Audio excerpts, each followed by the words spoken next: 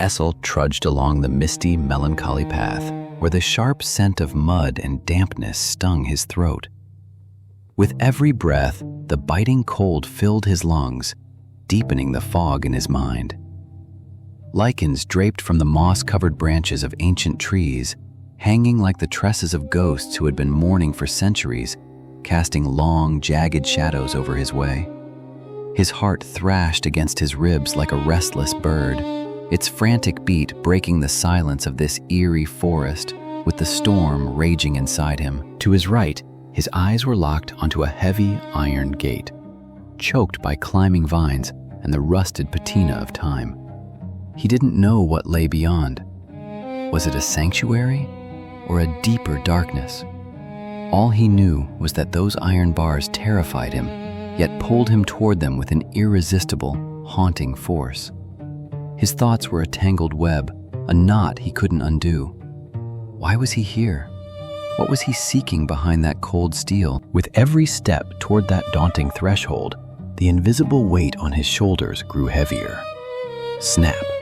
The sudden rush of an owl's wings from a dry branch pulled his nerves taut like a bowstring. Essal pulled the collar of his cloak tight with trembling hands. He took one last, shivering breath and took those final steps toward the cold, menacing presence of the rusted iron gate. Essal drew one last, deep breath of the biting, damp air, filling his lungs with the weight of the night. The knot of fear constricting his chest was still there, but it had shifted, replaced by a cold, inexplicable resolve. He reached out with a hand encased in a black leather glove. As his fingertips brushed the wet, jagged, and ice-cold surface of the iron gate, a shiver shot through his entire frame. He put his weight into it and pushed. The gate, as if resentful of being stirred from its years of slumber, swung open with an ear-piercing, heavy, metallic groan, its rusted hinges shrieking like a warning bell through the silent woods. The moment he crossed the threshold and stepped into the garden, the suffocating atmosphere of the manor wrapped around him. Here, the silence was deeper, more sinister than the path he had left behind. Wild weeds and overgrown, shapeless shrubs clawed through the mist, masking the foundations of the towering stone structure. High above, on the roof's edge, grotesque gargoyles seemed to watch this uninvited guest with their stony, lifeless eyes. But Essal's gaze was locked onto a single point, an oasis in this world of bleak grays and shadows, a warm, golden light spilling from a ground floor window.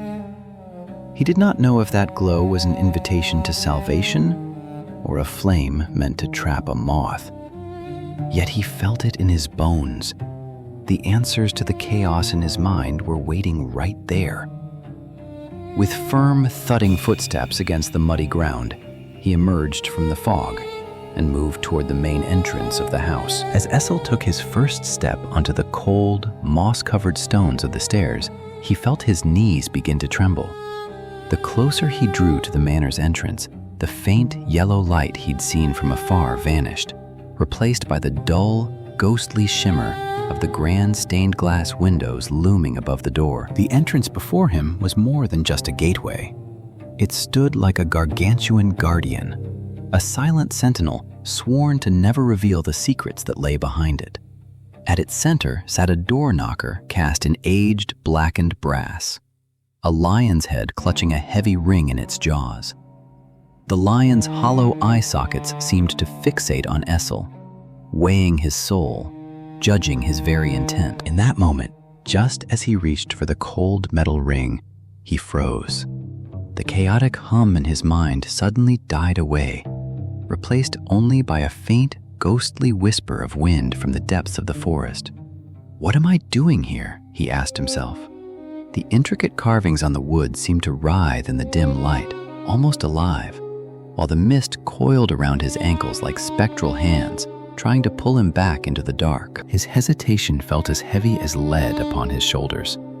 His fingers hung suspended in the air, mere inches from the knocker. One part of him screamed to turn back, to run into the safety of the fog. But the other knew that the void inside him could only be filled by the mystery waiting behind this door. Essal's hand hung suspended, mere inches from the lion-headed knocker, when a sharp crackle from deep within the heavy wooden panels sliced through the forest's silence like a blade. The bronze face of the lion seemed to contort, as if wincing from its own ancient grief. This wasn't the sound of settling wood or dampness. It was something deeper, something visceral. Then, without a single touch from Essal, the massive oak door began to drift inward.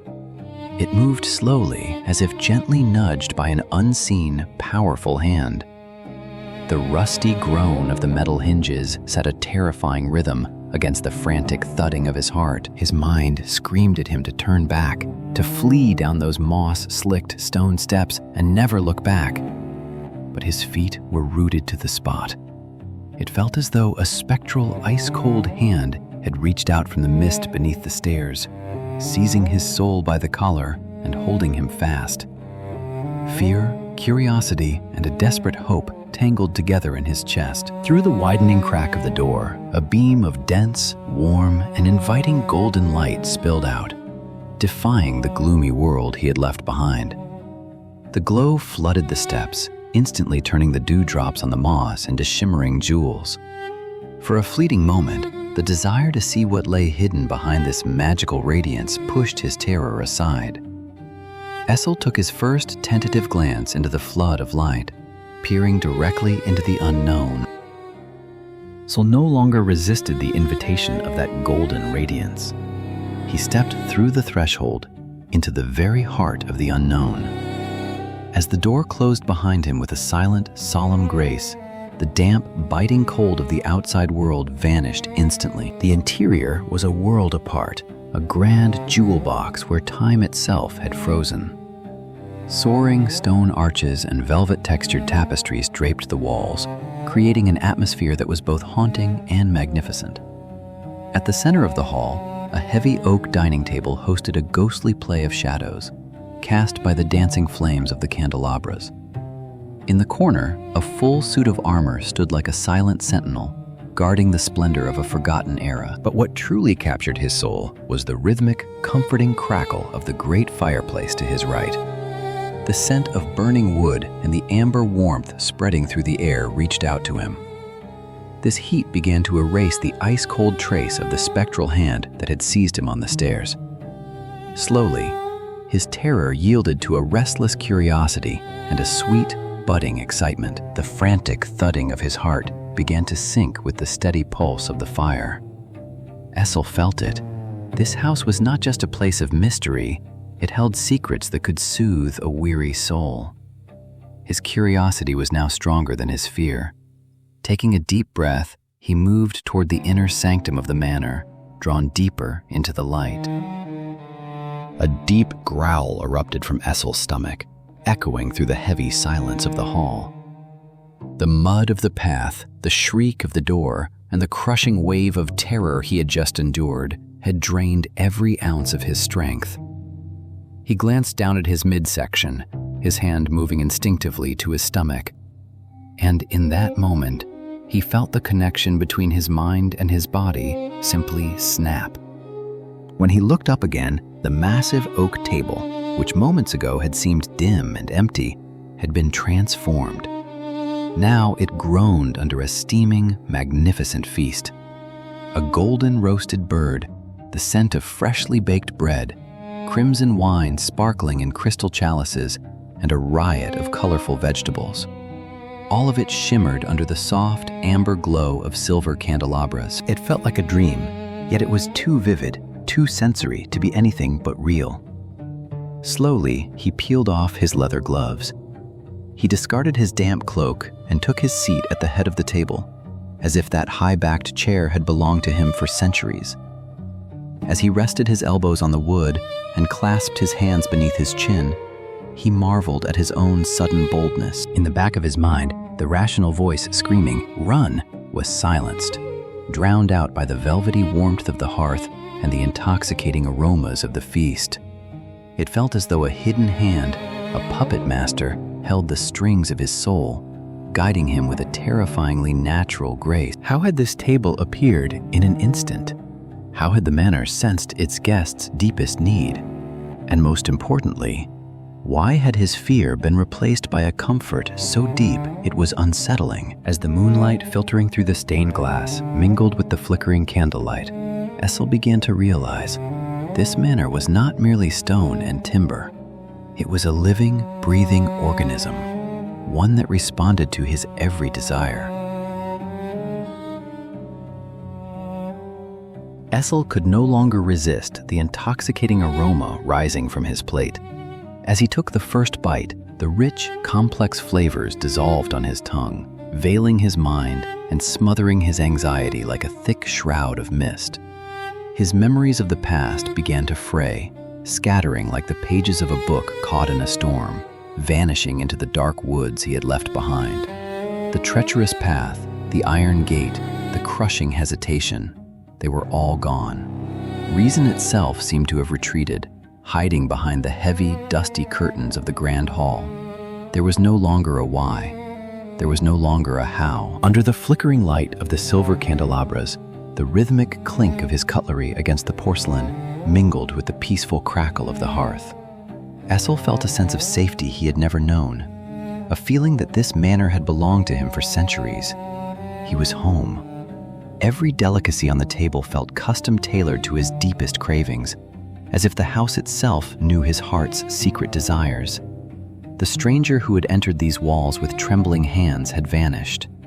Now, every shadow and every corner of this vast structure felt familiar, even friendly, as his hunger was satisfied and a heavy lethargy replaced his exhaustion. The restlessness in his soul turned into a strange, haunting stillness. He turned his head slightly to gaze into the depths of the salon, and he felt no fear, only a peculiar satisfaction in being part of this silent splendor. It no longer mattered who he was or why he had come. There was only the warmth of the moment, the dancing flame of the fireplace, and the unsettling comfort of the mysterious feast. As Essal leaned back, the heavy lethargy settling over him felt like peace for a fleeting moment. But as he looked beyond the stained glass windows and realized the world outside had been swallowed by an absolute, suffocating darkness, that peace vanished, replaced by a cold, crawling shiver. It was as if time, within these stone walls, flowed at a much faster, much more sinister tempo than the world outside. When his gaze returned to the table, he was struck by a horrifying truth. The feast that could have fed an army, the magnificent spread he had just admired, was gone. In its place lay nothing but picked clean bones, empty crystal chalices, and scattered crumbs. The unbearable weight in his stomach was the only proof of this impossibility. "Did I eat all of this?" he whispered, his voice swallowed by the vastness of the hall. He knew his own limits. For one man to consume so much in such a short time was biologically impossible. Fear coiled around his soul like a poisonous vine. His pulse began to hammer in his ears. Thump, thump, thump, thump. Every beat was a warning bell echoing inside his skull. He looked at the empty chairs beside him, at the shadows growing monstrous in the flickering candlelight. Had he truly been alone? Or had silent, invisible guests joined him while his mind was clouded in a trance? The warm, inviting atmosphere had turned into a suffocating cage. The crackle of the fire was no longer comforting. It felt like it was mocking his panicked heartbeat. He wanted to flee, to escape the sinister comfort, but the leaden weight in his stomach and the weakness in his legs had pinned him to that heavy oak chair. His mind screamed a single word: run. To flee down those stairs, to burst through the iron gate and disappear into the eerie forest, that was his only salvation. But his body now obeyed a different master. The crushing weight of the monstrous feast, combined with the numbing warmth of the hearth, had drugged him. His eyelids felt weighted with lead, pulling him toward a darkness he couldn't fight. Once again, his consciousness began to sink into a thick, hazy fog. Questions like, Why am I here? Who ate that food? And who am I? Drifted away, becoming meaningless echoes lost in a dream. He didn't even realize how he stood up. Every movement was so calm, so slow, as if he were bound to the strings of an invisible puppeteer, being guided toward another corner of the stage. His eyes locked onto the dark steps of the grand wooden staircase, reaching up into the shadows. The last, faint voice whispering that he should stay away was finally silenced. His mind was too numb to realize that he was no longer moving of his own free will. He was a leaf caught in a draft, pulled upward by the house's hidden, silent current. Like a somnambulist, Essal began to trudge toward the stairs leading to the unknown upper floor. Behind him, the empty dining table remained in the dim light, a silent witness to this strange procession. And deep within his soul, a chilling instinct whispered that he was not alone.